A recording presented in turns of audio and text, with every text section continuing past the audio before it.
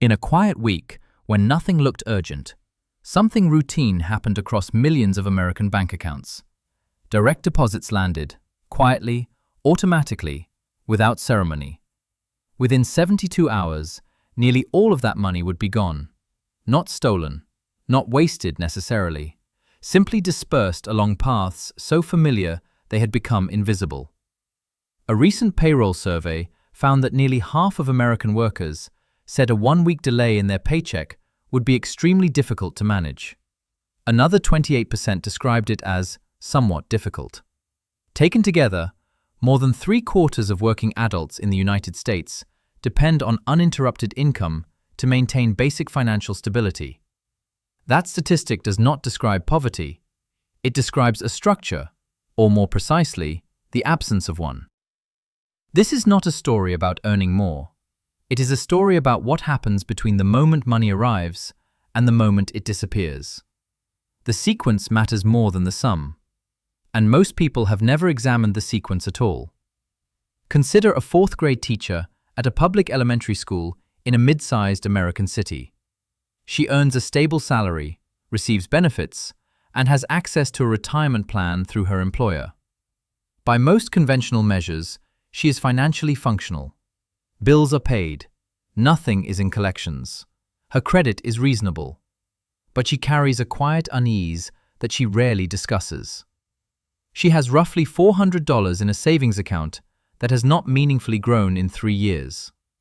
When her car needed an unexpected repair last spring, she covered it with a credit card. When a friend asked whether she was contributing to her retirement plan, she changed the subject. She knows she should be doing more. She does not know where to begin, or more accurately, in what order. Her situation is not unusual. It is in many ways the default.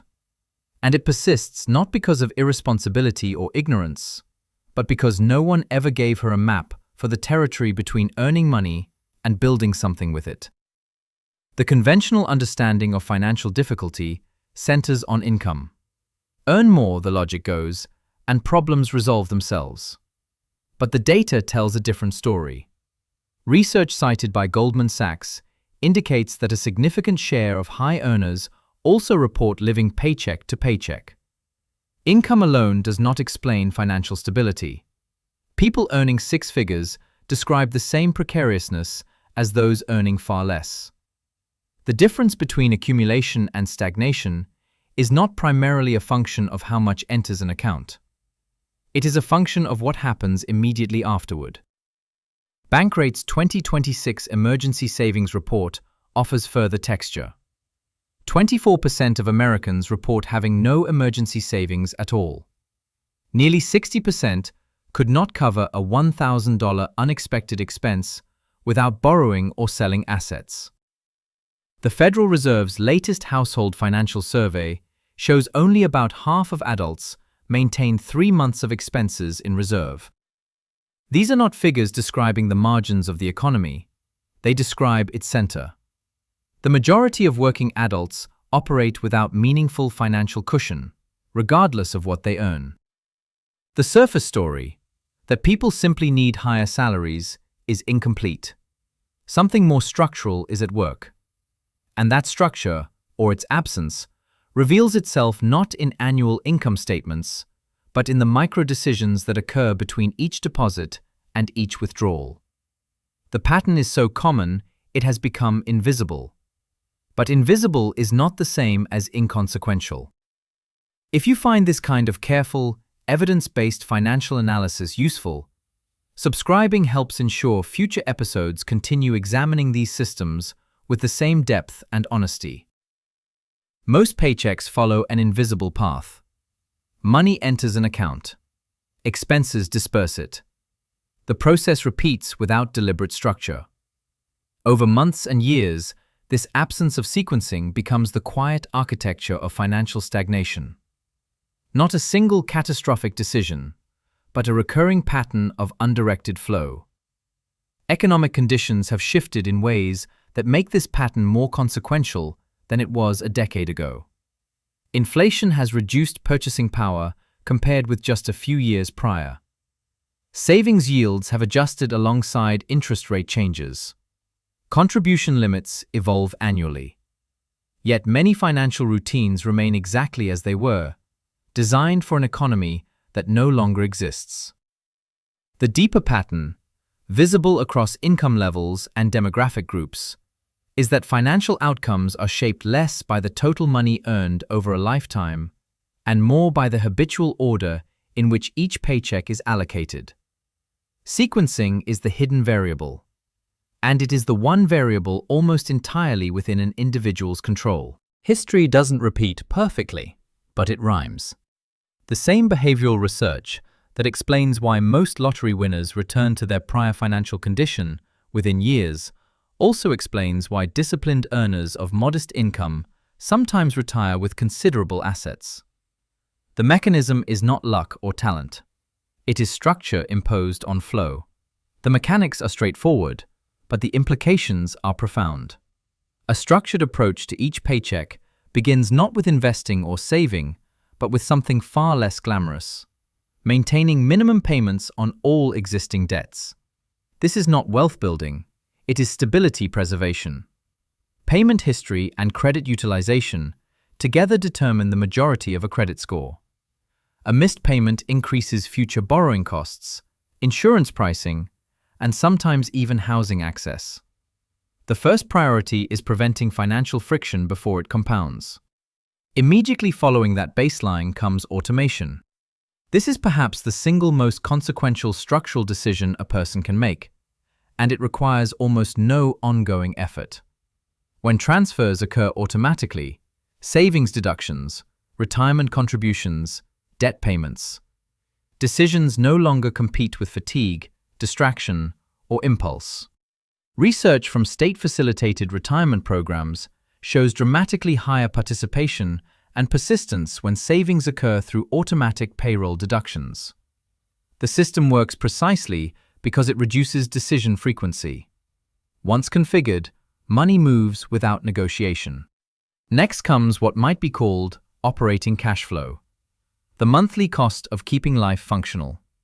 Housing, utilities, transportation, insurance, food, and healthcare.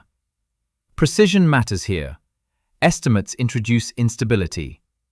A practical framework used across income levels is the 50-30-20 allocation, adjusted for local cost realities. The goal is not perfection, but awareness. Understanding where income is required versus where it is optional.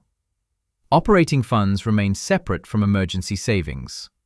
One manages routine life. The other protects against disruption. The distinction between those two categories is where the teacher's story becomes instructive again. She had been treating her savings account as both a buffer for monthly shortfalls and a theoretical emergency fund.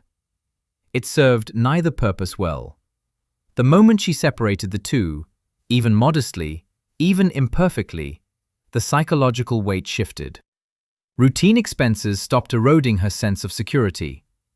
A small emergency reserve, growing slowly, began to function as what financial advisors call shock absorption.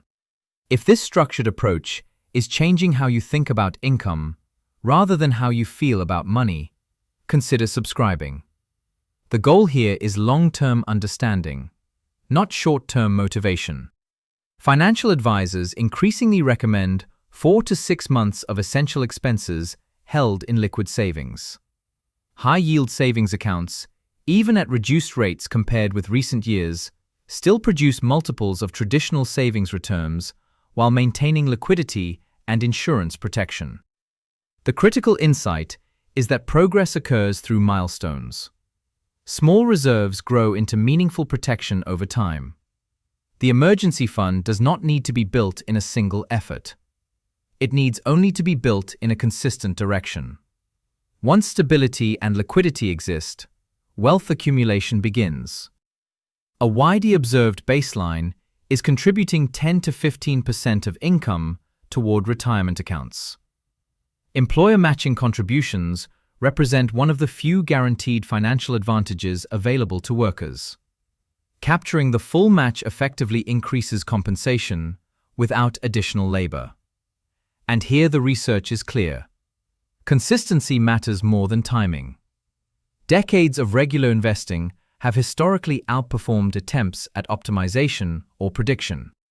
The next priority addresses a force that works silently against accumulation: high-interest debt. Debt exceeding roughly 15% interest acts as negative compounding. Every dollar directed toward eliminating such balances provides a return equivalent to the avoided interest rate, without market risk. Two common approaches exist: prioritizing highest interest rates first, or targeting smallest balances for psychological momentum. The mathematically optimal path and the behaviorally sustainable path are not always identical. Both can succeed if maintained consistently.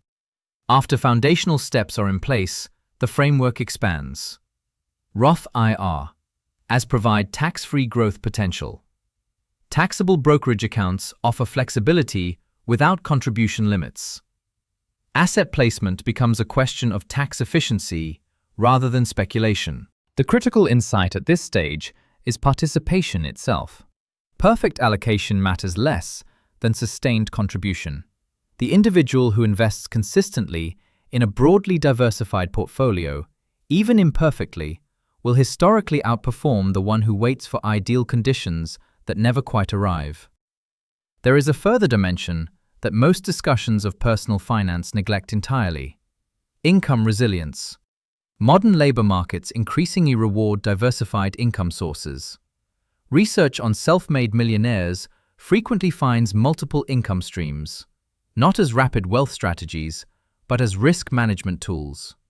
Even modest secondary income can accelerate savings timelines and reduce dependence on a single employer. The psychology shifts as well. A person with two income sources makes decisions differently than a person with one. The margin of safety changes how risk is perceived and how opportunities are evaluated. Raises introduce another quiet decision point. When income increases, the default human behavior is to expand lifestyle proportionally. Redirecting even a portion of each raise towards savings prevents lifestyle expansion from absorbing financial progress. This is not deprivation. It is the deliberate preservation of forward momentum at moments when it is easiest to surrender it. Taken together, these principles form something less like a financial plan and more like a financial operating system. Stability first, automation as infrastructure, liquidity as protection, compounding as the long game, debt elimination as defense, expanded investing as opportunity, income diversification as resilience. No single element is dramatic. The architecture of the whole is what produces outcomes that, viewed from a distance, appear extraordinary. Most people miss this because it doesn't feel urgent while it's happening. The behavioral mistakes that erode financial progress are rarely spectacular. They are quiet, habitual, and entirely understandable. The first is the absence of sequencing itself, allowing each paycheck to flow outward without predetermined direction, and then attempting to save whatever remains. In practice, nothing remains. The second is treating automation as optional rather than foundational. Every financial decision left to willpower is a decision vulnerable to the ordinary fatigue of daily life. The third is conflating emergency savings with general savings, which creates a fund that serves no clear purpose and drains under routine pressure. A fourth mistake is subtler still: conflating financial awareness with financial action. Many people can articulate sound financial principles. They understand, in the abstract, that compound interest rewards early participation, that employer matches are free money, that high-interest debt erodes net worth. Understanding is not the bottleneck. Implementation is. The gap between knowing what to do and structuring a system that does it automatically is where most financial intentions go to quietly expire. Perhaps the most consequential mistake is temporal. People wait for a moment of financial clarity that never arrives. A raise, a windfall, a less complicated month. The research consistently shows that the optimal time to impose structure is not when circumstances are ideal. It is when the structure itself can begin shaping circumstances. Small, imperfect action initiated now compounds into significant protection over years. Delayed perfection compounds into nothing. The cost of waiting is invisible in any given month, but cumulative over a career, it represents the largest expense most people never see on a statement.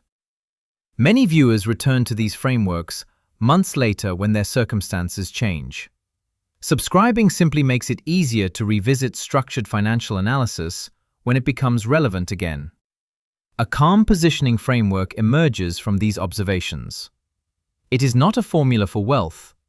It is a system for resilience that, maintained over decades, tends to produce wealth as a secondary effect. The foundation is consistency, not heroic savings rates, but reliable ones. Automating contributions to retirement accounts, emergency reserves, and debt reduction removes the daily negotiation that erodes most financial intentions. The evidence from automatic enrollment programs is unambiguous. When participation is the default, persistence follows. Diversification applies not only to investments, but to income itself. A single income source creates a single point of failure. Even modest supplemental income, pursued gradually, without disrupting primary employment, builds a margin of safety that compounds over time. Tax efficiency is the quiet multiplier. Maximizing contributions to tax-advantaged accounts, retirement plans, individual retirement accounts, health savings accounts where eligible, allows wealth to compound without annual erosion. The difference between taxable and tax-sheltered growth over 20 or 30 years is not marginal. It is transformative. Liquidity during volatility deserves particular emphasis. Maintaining cash reserves enables a person to absorb disruption without liquidating long-term investments at unfavorable moments. The emergency fund is not idle money. It is the structural precondition for patience. And patience in financial markets is the asset with the highest long-term yield. Finally, the time horizon matters more than almost any other variable. A framework designed for decades behaves differently than one designed for months. Short-term thinking produces anxiety and reactivity. Long-term structure produces options. The individual who extends their planning horizon to 20 or 30 years will make fundamentally different decisions, calmer ones, more resilient ones, than the individual focused on the next billing cycle. Time is not merely a dimension in which financial plans unfold. It is the primary resource being managed. Every year of structured participation expands the range of possible outcomes. Every year of delay narrows it. This is not urgency. It is arithmetic. The teacher did not transform her finances in a single afternoon.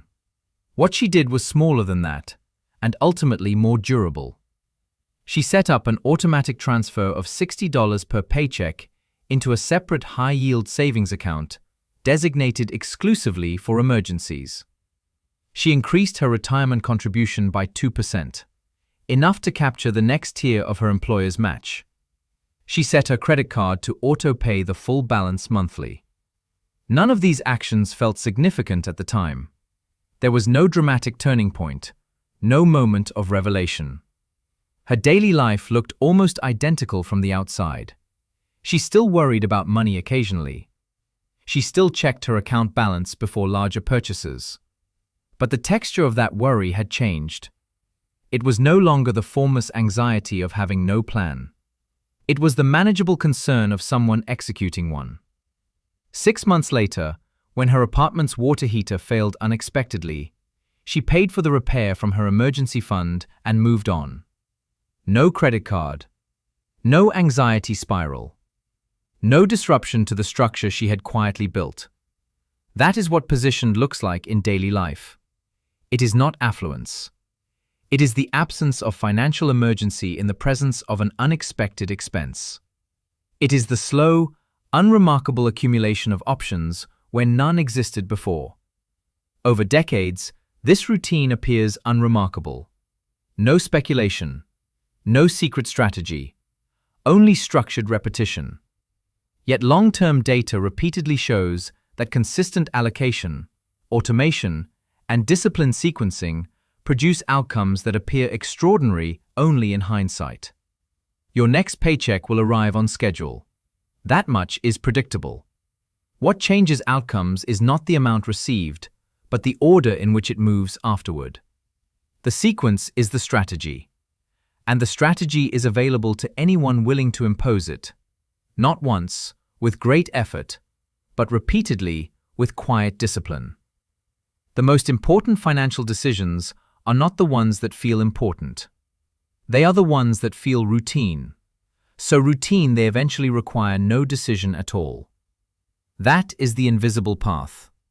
And it has been there waiting inside every paycheck you have ever received. If you prefer financial education that examines systems quietly rather than promising dramatic outcomes, subscribing helps support more research-driven analysis like this. Thank you for thinking long-term.